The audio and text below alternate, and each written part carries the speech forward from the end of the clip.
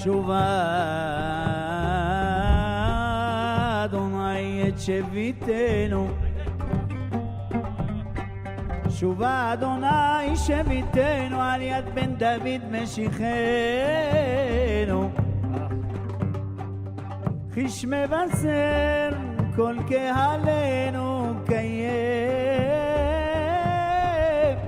kayem kol kayem kol nehamot Yeshaya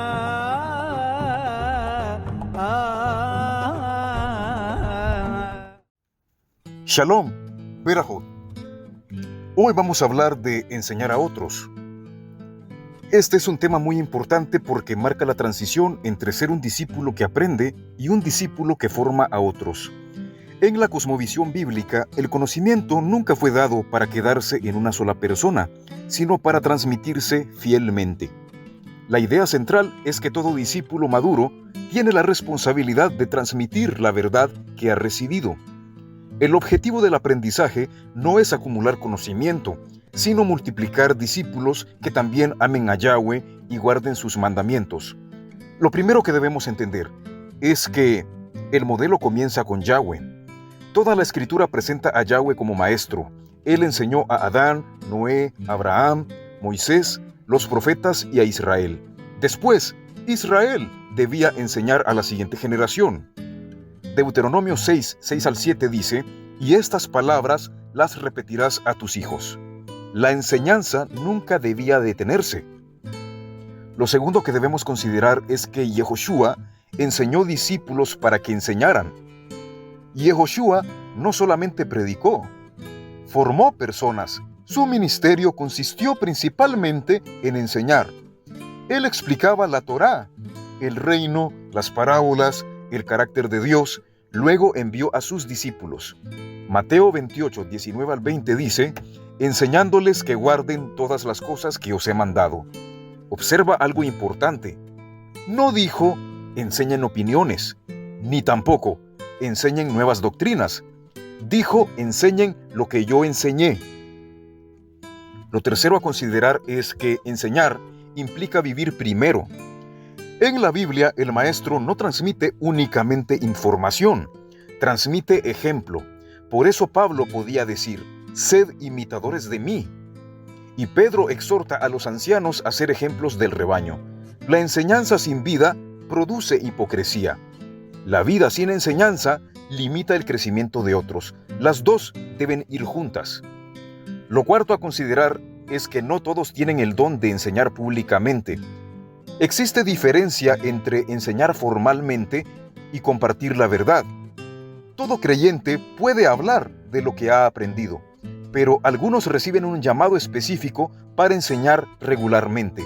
Por eso Santiago advierte, no os hagáis maestros muchos de vosotros, porque el maestro tiene mayor responsabilidad. Lo quinto a considerar es, ¿qué debe enseñarse? No nuestras preferencias, no nuestras tradiciones, no nuestras especulaciones. Debe enseñarse aquello que ha sido revelado por Dios. Moisés dijo, las cosas reveladas son para nosotros y para nuestros hijos. La enseñanza debe estar fundamentada en la Escritura. Lo sexto a considerar es que enseñar requiere paciencia. No todos aprenden al mismo ritmo. Yehoshua pasó años formando a 12 hombres, repitió enseñanzas, respondió preguntas, corrigió errores, esperó su crecimiento. Así también debe hacerlo todo maestro. Lo séptimo a considerar es que la enseñanza produce una cadena. Pablo explica este principio en 2 de Timoteo 2:2. Lo que has oído de mí, esto encarga a hombres fieles que sean idóneos para enseñar también a otros. Observa la cadena.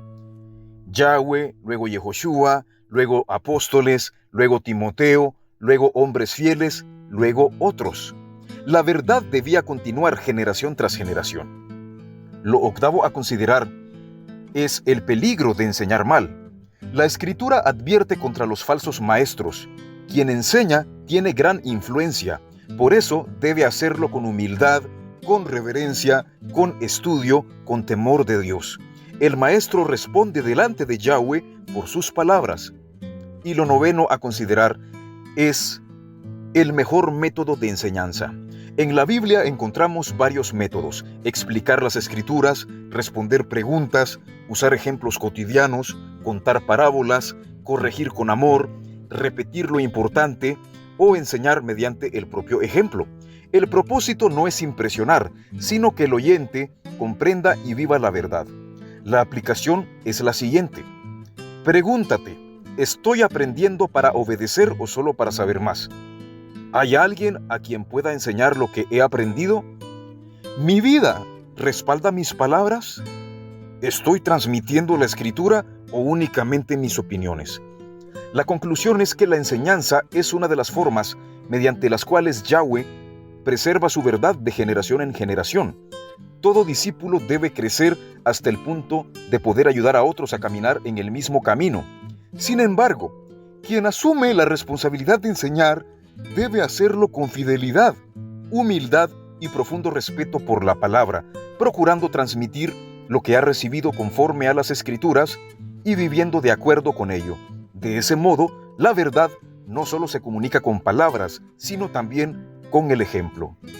Como decíamos inicialmente, Yahweh es el primer rabí, por decirlo así, el primer maestro.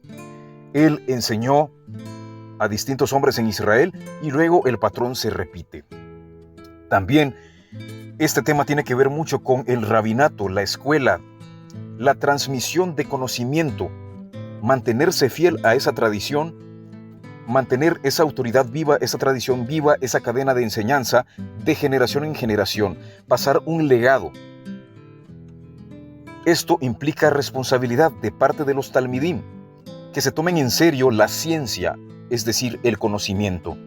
Porque ciencia, en su sentido original, tenía que ver con conocimiento simplemente. Ahora modernamente la ciencia, la entendemos como la ciencia moderna, que estudia el mundo físico, pero en realidad, si somos estrictos y nos vamos a su significado original, ciencia simplemente significa conocimiento. Así pues, tenemos distintos tipos de conocimiento: conocimiento histórico, conocimiento psicológico, conocimiento religioso, filosófico, etcétera, etcétera. O sea, tampoco se crean esa ilusión de que solo la ciencia moderna es ciencia. Eso es porque así se utiliza modernamente ese término, pero si somos legales, hay distintos tipos de ciencia y de hecho, lo más sensato es acumular o unificar distintos tipos de ciencia para que tú tengas un mejor entendimiento de la realidad. Bajo esta premisa, podemos decir que la propia Biblia es ciencia.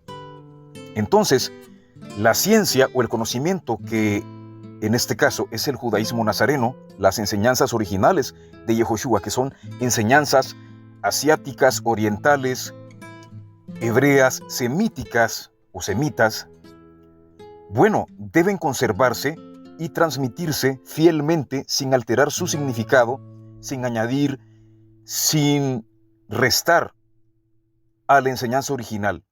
Y esto debe transmitirse de generación en generación.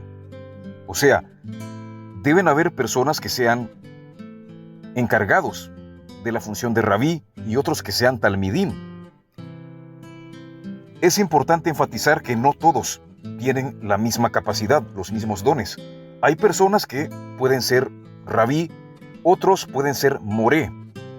Moré también es un maestro, pero es una persona que no profundiza tanto como el rabí. El rabí tiene mayor responsabilidad.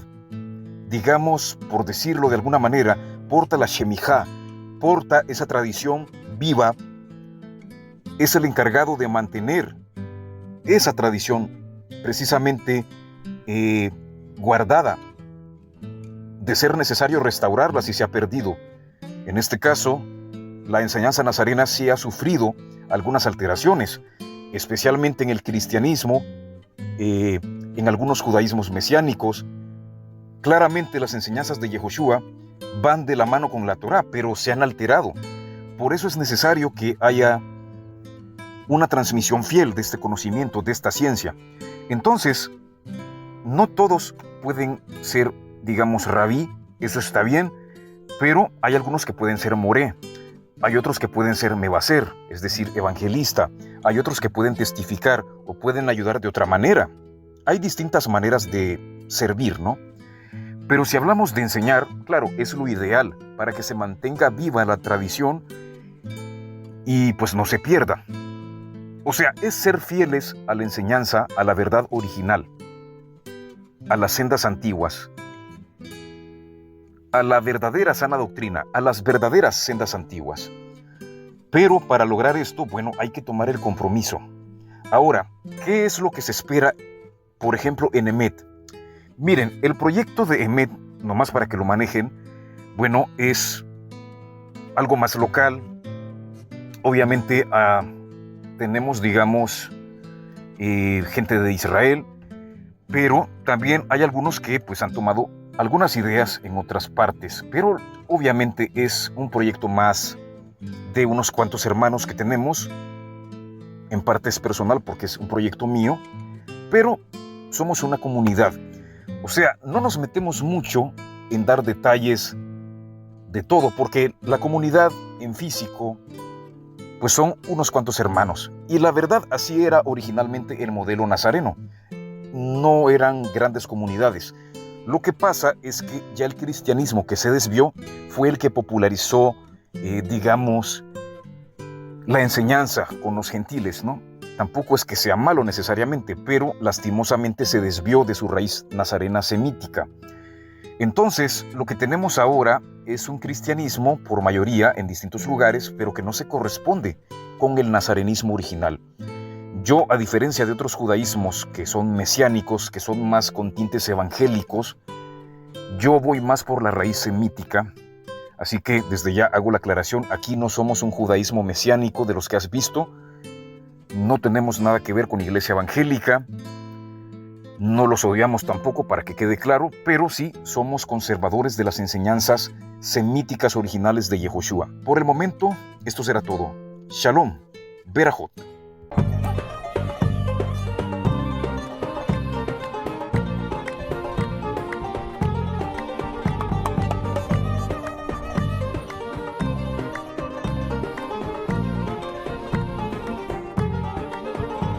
תשובה אדוני שביתנו על יד